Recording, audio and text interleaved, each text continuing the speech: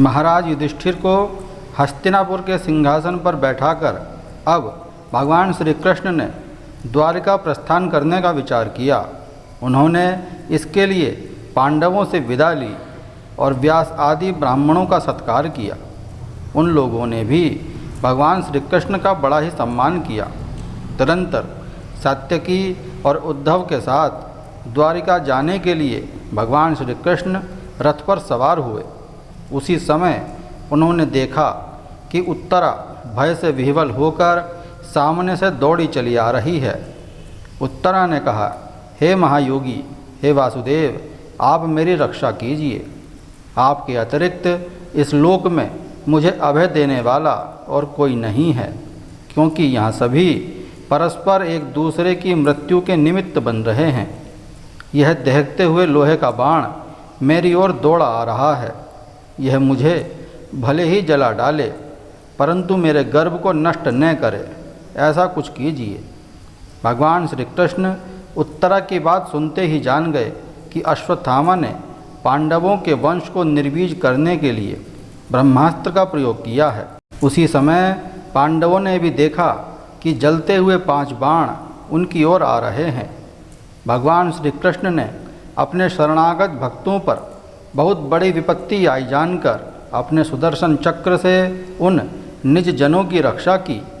उन्होंने उत्तरा के गर्भ को पांडवों की वंश परंपरा चलाने के लिए अपनी माया के कवच से ढक दिया। यद्यपि ब्रह्मास्त्र अमोघ होता है और उसके निवारण का कोई उपाय भी नहीं है, फिर भी भगवान श्री कृष्ण के तेज के सामने आकर वह शांत हो गया। उत्तरा के गर्भ में स्थित वह वीर शिशु परीक्षित जब अश्वत्थामा के ब्रह्मास्त्र के तेज से जलने लगा, तब उसने देखा कि उसकी आँखों के सामने एक ज्योतिर्मय पुरुष है। वह देखने में तो अंगूठे भर का ही है, परंतु उसका स्वरूप बहुत ही निर्मल है। अत्यंत सुंदर श्याम शरीर है, बिजली के समान चमकता हुआ पीताम्बर धारण किए हुए है। सिर पर सोने का मुकुट झिलमिला रहा है।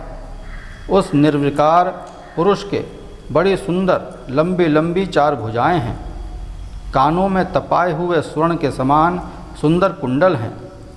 आँखों में लालिमा है और हाथ में जलती हुई गदा लेकर उसे बार बार घुमाता जा रहा है और स्वयं शिशु के चारों ओर घूम रहा है।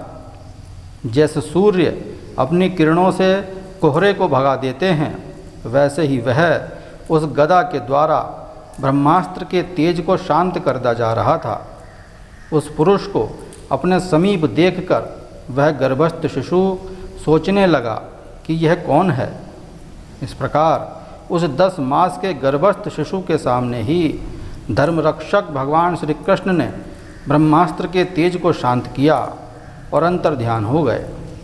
तदंतर अनुकूल ग्रहों के उदय से युक्त समस्त सद्गुणों को विकसित करने वाले शुभ समय में पांडु के वंशधर परीक्षित का जन्म हुआ। जन्म के समय ही वह बालक इतना तेजस्वी दिख पड़ता था मानो स्वयं पांडु ने ही फिर से जन्म लिया हो। पौत्र के जन्म की बात सुनकर महाराज युधिष्ठिर मन में बहुत प्रसन्न हुए। उन्होंने धौम्य और कृपाचार्य आदि ब्राह्मणों से मंगल वाचन और जातकर्म संस्कार करवाए। महाराज युधिष्ठिर ने प्रजातीर्थ नामक काल में अर्थात नाल काटने के पहले ही ब्राह्मणों को स्वर्ण, गायें, पृथ्वी, गांव, उत्तम जाति के हाथी व घोड़े और उत्तम अन्न का दान दिया। ब्राह्मणों ने संतुष्ट होकर अत्यंत विनय युधिष्ठिर से कहा, पुरुवंश शिरोमणे, काल की दुर्निवार गति से यह पवित्र पुरुवंश मिटना ही चाहता था, परंतु तुम लोगों पर कृपा करने के लिए भगवान विष्णु ने इस बालक की रक्षा कर दी, इसलिए इसका नाम विष्णुरात होगा और भविष्य में यह बालक परीक्षित के नाम से प्रसिद्ध होगा। निसंदेह यह बालक संसार में बड़ा यशस्वी, भगवान का परम भक्त और महापुरुष होगा।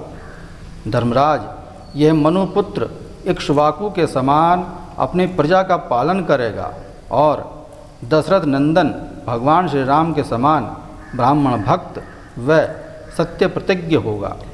यह उसी नर नरेश शिबी के समान दाता और शरणागत वत्सल होगा तथा याज्ञिकों में दुष्यंत के पुत्र भरत के समान अपने वंश का यश फैलाएगा।